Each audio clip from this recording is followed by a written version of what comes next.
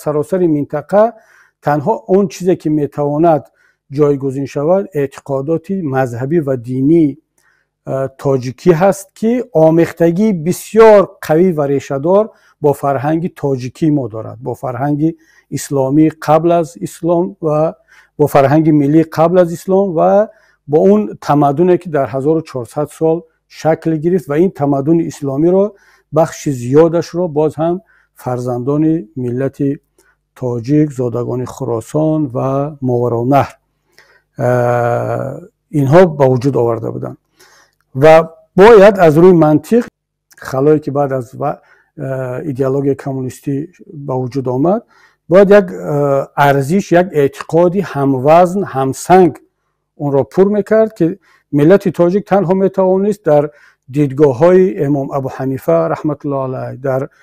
دیدگاه های عبدالرحمن جامی، در حداقل در دیدگاه های جوان بخارایان، اون معارف پروران بخارا مثل احمدی دانش، مثل صدرالدین عینی، حداقل دیدگاه های آنها این را پر میکرد. اما امام علی رحمان چون از روز اول برایش استراتژیش این بود که باید قدرت خانوادگی و حاکمیت خانوادگی را در تاجیکستان مستحکم کند و هیچ رقیبی فکری در برابر این فکر پیشواگی و حکومت خانوادگی هیچ ارزش دیگر باید رقابت نکند. تمام این جهانبینی ها برای او رقیب حساب میشدند. حتی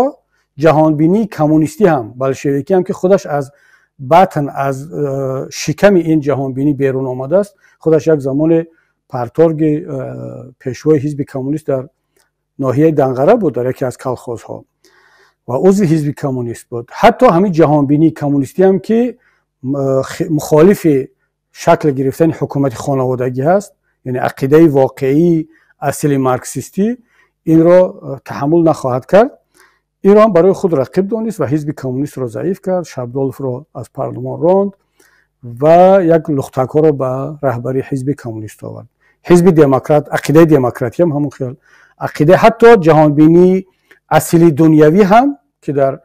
وطن آن در اروپا شکل گرفته است، برای امام علی رحمان یک رقیب فکری و اعتقادی هست. چی رسد به دین مبین اسلام که هم فرهنگ جامعه هست، یعنی اون ستون فرهنگساز جامعه هست، هم در یک زمان در سالهای جنگ شهروندی همچون رقیب سیاسی نظامی رحمان در صحنه وجود داشت با حزب نهضت اسلامی تاجیکستان، اتحاد نیروهای اپوزیسیون. وقتی که امام علی رحمان در چهره کمونیسم، در چهره دموکراسی، در چهره دنیویت، در تمام این اندیشه ها رقیب خود را می‌بیند، تصور کنید دیگر در چهره دین مبین اسلام این دشمنی قسم خورده خود را دیده است و تا امروز هم می‌بیند. پس تمام این ایدئولوژی ها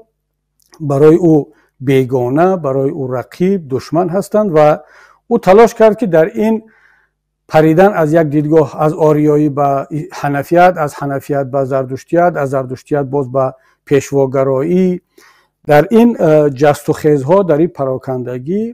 پراکندگی فکری، اعتقادی و ارزشی ملت رو به وجود بیارد و هیچ الटरनेटिव دیگر بجز پیشواگرایی، پیشواییزم و بجز حاکمیت خانوادگی در جامعه تاجیکستان حاکم نباشد.